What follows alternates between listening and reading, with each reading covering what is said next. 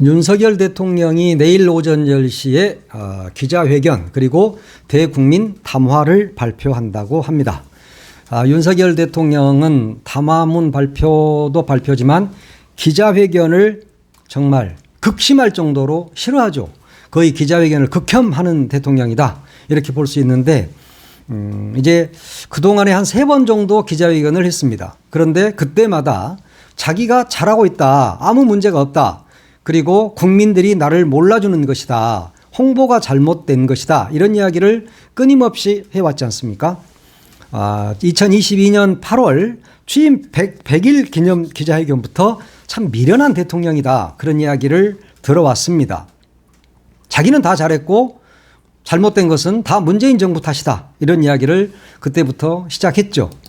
그러니까 자기는 지금 문재인 정부 때 잘못된 것을 바로잡고 있고 나는 다 바로 잡았다. 그러니까 잘못된 것은 모두 다 문재인 정부 탓이다. 이렇게 이야기를 했습니다. 그래서 그때 나온 이야기가 문재인 정부 6년 차냐? 뭐 이런 이야기가 나올 정도였습니다. 두 번째 기자회견이 올해 5월 9일 취임 2주년 기자회견이었습니다. 그때도 상황은 같았습니다. 4월 10일 총선에서 국민의힘이 완패한 후에 처음으로 마련이 됐는데 총선 결과에 대한 성찰이라든가 이런 것은 하나도 없고 김건희 특검법 이와 관련해서 특검의 본질이나 제도, 취지에 맞지 않는 정치 공세다 이렇게 이야기를 했습니다. 그때부터 그 전에도 그랬지만 그때도 마누라 방탄에만 나섰던 것이죠. 최상병 특검과 관련해서도 마찬가지입니다. 수사 결과를 보고 국민께서 봐주기 의혹이 있다, 납득이 안 된다 이렇게 생각한다면 내가 나서서 특검을 하자고 주장하겠다 그렇게 이야기를 했습니다. 그러니까 똥배짱을 부린 것이죠. 세 번째 기자회견이 8월 29일이었습니다. 그때 기자가 물어봤어요. 응급의료 체계가 지금 제대로 작동하지 않고 있다. 그래서 국민들이 위험에 빠져 있다라고 이야기하니까 그 기자한테 대놓고 뭐라 그랬어요, 대통령이. 의료 현장 가봐. 아무 문제 없어.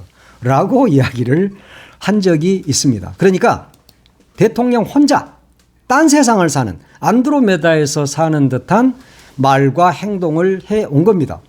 그리고 그때 이야기했던 게 뭡니까? 경제가 확실히 살아나고 있다. 그따위 말을 했습니다. 그때 당시 지금도 마찬가지지만 국책기관이라든가 경제 모든 민간 연구원까지도 나라가 망해가고 있다고 수치가 나왔었고 그렇게 진단을 했었는데 대통령 혼자 경제가 확실히 살아나고 있다. 이따위 말을 했습니다. 그것이 바로 세 번의 기자회견을 요약하는 그런 부분이라고 할 수 있겠습니다. 그리고 거의 기자회견이 아니었죠. 어떻게 보면 기자회견이라기보다 독재 국가에서나 있을 법한 짓을 한 거죠. 우리도 독재 국가일 때 그런 거 했지 않습니까? 기자 그리고 매체 보고 그 기자 미리 선정해 놓고 질문지도 미리 받고 그래서 준비하고 대변인은 사회를 보는 대변인은 꼭 그게 아닌 것처럼 대변인실에서는 아닌 것처럼 생쇼를 했던 그게 세 번의 기자회견이었습니다. 물론 뭐 KBS에서 나가가지고 대담하고 이런 거야 뭐 말할 필요도 없고 그때 대담했던 그 기자가 지금 뭐 사장 후보라고 그러대. 야, 미친 거지 그러니까. 내일 기자회견은 뭐 질문 형식이라든가 뭐 분야 개수에 구애받지 않고 질문에 답하겠다. 이렇게 이야기를 하고 있습니다. 지금 10%대까지 지지율이 떨어지면서 이거 진짜 좀 잘해야 되겠다라는 생각을 한 것 같은데 또 내일 10시 그 자리에 서면 또 대국민 담화에서 자기 자랑이나 하고 이럴 수가 있지요. 그러면 그 후폭풍은 감당하기 힘들 것이다. 윤석열 대통령의 특성상 자기 자랑만 합니다. 이 사람은 다 자기가 잘한 거야. 왜냐? 이 나라에서 살지 않아. 달나라에서 왔느냐라고 이재명 대표가 언제 경제부총리한테 그런 말을 한 적이 있는데 윤석열 대통령은 가만히 보고 있으면 달나라가 아니라 완전히 안드로메다에서 온 사람 같아. 이 나라의 대통령이 아니라 어느 저기 별나라에 혼자 사는 그래서 자기 혼자 모든 것을 생각하고 재단하는 인간에 불과하다 이런 생각이 듭니다. 난 윤석열 대통령을 엄청 싫어합니다. 그런데도 불구하고 좀 불쌍해요 요즘. 불쌍해요. 그렇지 않아요 여러분? 난 좀 그 인간을 보고 있으면 차량하고 불쌍하더라고요. 왜? 너무 무식하니까. 이 무식하다는 것은 뭐 ABCD를 모르고 가나다라를 모른다는 이야기가 아니라 국정 운영에 대통령으로서의 품격도 없고 언어도 없다. 그리고 대통령으로서 수행할 수 있는 능력을 갖추지 못한 인간이기 때문에 나는 극혐합니다. 그렇지만 내가 좀 짠해서 몇 가지 내 조언을 좀 하려고 그래. 몇 가지가 아니야. 다들 이런 조언을 하대. 첫 번째, 제발 네 자랑은 좀 하지 마. 넌 자랑할 게 없어. 워낙 말하기를 좋아하고 으스대기 좋아하고 뭐 지아이가 별거 있냐 뭐 이러면서 뭐 이렇게 걷고 다니는데 네 자랑 좀 하지 마. 자랑할 게 하나도 없어. 내가 보니까. 자랑이라는 게 내가 나를 잘한다고 내가 말했을 때 그것이 빛나는 게 아니라 나는 입을 다물고 옆에서, 그러니까 대통령으로 보면 언론에서 잘한다. 야 진짜 이건 잘하네 라고 인정을 해줘야 잘하는 것이지, 혼자 똥폼 잡고 개폼 잡는다고 그게 잘하는 게 아니란 말이야. 모든 것이 문재인 대통령, 전 대통령 잘못이고 전 정권의 잘못이고 나는 다 잘한다, 이따위 말을 하고 있다면 그건 이번에도 망한다. 그러니까 제발 네 자랑 좀 하지 마. 네 자랑 듣고 싶은 사람이 한 명도 없어. 아 물론 있지. 10명 중에 한 명 정도는 자랑 듣고 싶은 사람이 있긴 합니다. 할 겁니다. 그러나 TK에서도 당신 지지율이 10% 후반대로 뚝 떨어졌다는 사실을 알아야 된다. 대구 서문시장에 가니까도 그랬다고 그러잖아. 르포 나왔잖아. 어느 기사가. 아, 참 부끄럽네. 야. 그랬다는 거 아닙니까? 잘한 게 하나도 없어. 그러니까 두 번째로는 잘한 것이 없다는 걸 인정을 해야 돼. 네. 하나도 나는 잘한 게 없습니다.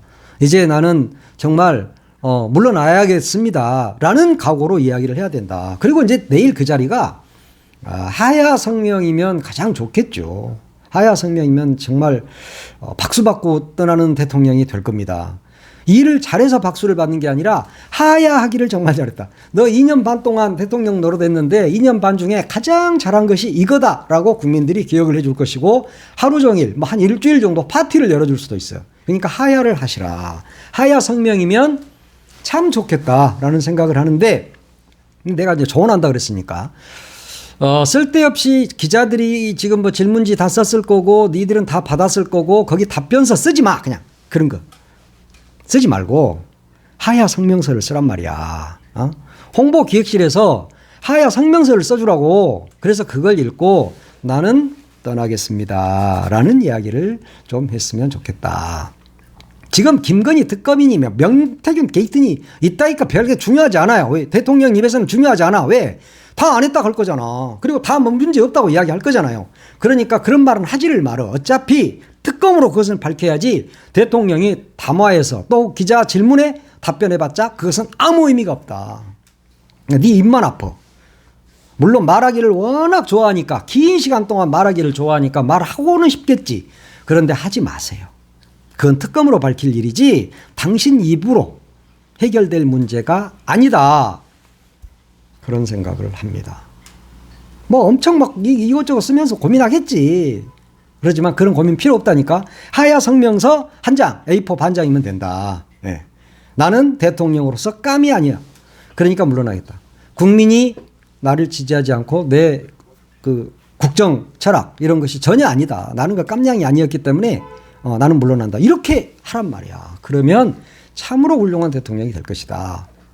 나는 그래서 궁금한 게 있어요. 그럼에도 불구하고 기왕에 기자회견장에 섰으니까 나라면 김건희 특검이 어떻고 명태균이라고 이야기했습니까? 뭐 불법 선거 사무실 뭐 열었습니까? 이따니까 의미 없다니까. 그건 다 안 했다 할 거니까. 그러니까 나는 그런 거 안 물어볼 것 같아. 나 같으면. 나는 이렇게 물어볼 것 같아요. 마누라를 어쩌다가 이렇게 놔먹어 버렸습니까? 천방지축 망아지처럼 마누라가 이렇게 될 때까지 어떻게 그냥 놔뒀습니까? 어떻게 마누라를 그렇게 놔먹였느냐라고 나는 묻고 싶습니다.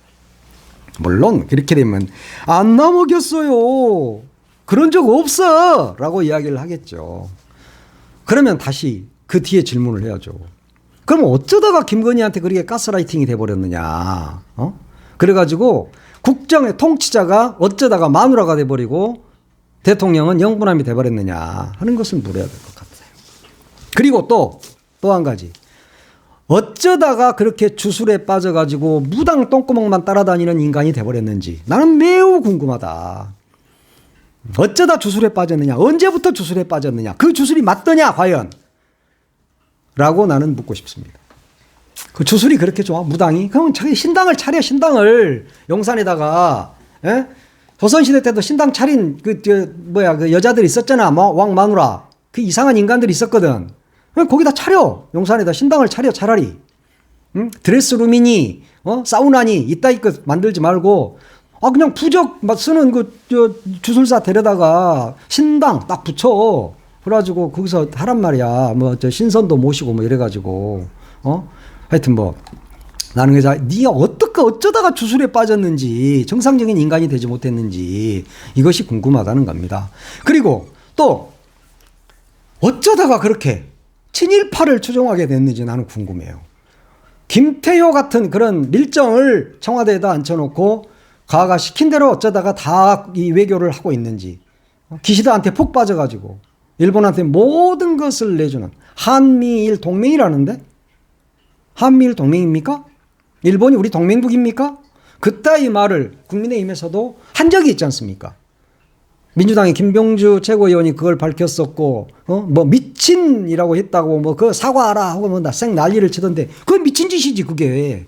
그런 거. 그러니까 어쩌다가 친일파에 빠져버렸는지, 친일파가 돼버렸는지, 독립기념관장을 뉴라이트 친일파를 안 쳤잖아요. 그럼 한두만요. 그리고 독도 언제 내줄 거냐고 내가 물어보고 싶어. 독도는 일본 땅이라고 생각하는지, 그래서 독도는 언제쯤 내줄 건지 일본한테 돌려줘야지. 독도가 일본 땅이면 친일파들 입장에서는 독도가 일본 땅일 거잖아. 김문수는 뭐라 그랬어요? 우리가 일제시대 때 국적이 일본이라고 그랬잖아. 그럼 미친놈이지 그게. 제정신입니까 그런 것들이. 그런 놈들을 어쩌다가 그렇게 참 쪽쪽 걔들만 잘 이렇게 핀셋으로 뽑아내가지고 좋은 자리, 장관 자리, 무슨 관장 자리, 안보실 차장 자리 이런 자리에 앉혔는지 나는 매우 궁금하다. 그리고 그 좋은 청와대 거기를 버리고 용산으로 간 이유는 무엇인지, 그리고 누가 가라고 했는지 나는 그것도 매우 궁금합니다. 왜냐? 청와대라는 게 대통령이 있는 자리입니다. 그래서 품위가 있어. 품격이 있어. 그래서 외국 정상이 오더라도 그런 곳에서 멋진 곳에서 영접을 해야 되고 그것이 대한민국의 품격이기도 합니다. 그런데 그걸 버리고 군사기지, 일제시대에 일본 놈들이 거기를 병참기지로 썼던 것이고 미국 놈들이 거기에다가 주둔했던, 얼마 전까지 주둔했고 지금은 당신은 국방부가 들어가 있었던, 군대도 안 갔다 오는 사람이 무슨 놈 국방부를 그렇게 좋아해. 그 자리에 가면 군대 간 걸로 됩니까? 국방부 청사를 대통령실로 만들면 어떤 놈이 거기를 가라고 했는지, 왜 거기에 갔는지 나는 그게 매우 궁금하다. 그런 것들이 나는 궁금해. 다른 게 궁금한 게 하나도 없어. 김건희가 어쩌고 저쩌고 궁금하지도 않다니까. 그런 것은 그건 특검하면 돼. 그리고 그 무지막지한 오기, 그 오기, 얼굴에 창창한 그 오기는 누구한테 언제부터 배웠는지. 그것도 배웠겠지. DNA 자체가 그럽니까? 나는 그 오기스러운 그런 표정, 말, 행동 이런 것들이 어디서부터 배운 것일까? 내가 조상까지 오가지는 않겠습니다. 어디서부터 배웠어요? 난 그게 매우 궁금해. 이 오기쟁이야. 그리고 내가 마지막으로 집권 2년 만에 나라를 완전히 말아먹어버리는 그 신묘한 비법을 누구한테 배웠는지도 궁금해. 어디서 배웠어? 이 탄탄한 대한민국 80년 내부터 국민이 쌓아올린 이 민주화의 금자탑을 하루아침에 무너뜨려버리는 이 그 신공을 어디서 배웠지? 그리고 세계 8대 강국 대한민국의 경제를 하루아침에 무너뜨려버리는 그 신공은 누구한테 배웠어? 어디서 배웠어? 그리고 사기나 치고 거짓말을 하고 경제가 살아나고 있다는 지금 경제가 살아나고 있냐? 경제가 다 뒤지고 있지. 그런 신공은 어디서 배웠어? 나라 말아먹는 방법을 어디서 배웠어? 누구한테? 나는 그게 궁금해. 오늘 내일 기자들 이것저것 막 물어보고 그럴 텐데 그게 쓸데없는 소리입니다. 다. 왜? 대통령 입에서 나올 수 있는 말은 한마디도 없어. 쓸만한 게. 이제까지 그래왔는데. 아니 과거를 보면, 어제를 보면 오늘을 알고 오늘을 어떻게 사느냐가 미래를 결정한다. 이런 말이 있잖아요. 그러면 이제까지 3번의 기자회견이 어찌했는데 4번째 기자회견이 다르겠습니까? 다르지 않습니다. 결국은 똑같다.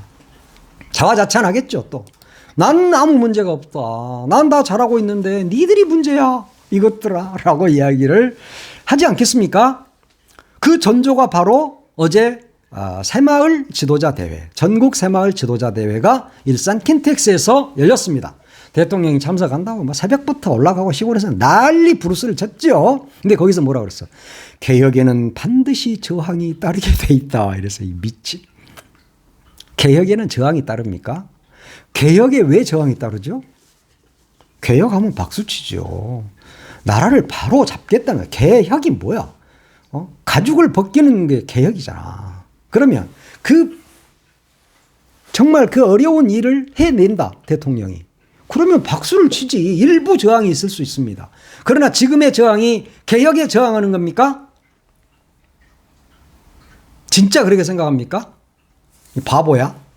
그러니까 바보라는 소리를 듣는 거예요. 지금은 개혁에 저항하는 게 아니라 나라를 말아먹고 있는 당신 마누라부터 당신까지를 이야기하고 있는 겁니다. 그리고 옆에 측근들의 간신, 참모라고 불리워지는 그 간신들을 이야기하고 있는 거야. 나라는 누가 말아먹어? 간신들이 말아먹어. 그리고 마누라가 말아먹습니다. 이제까지 우리의 역사가 그래 왔습니다.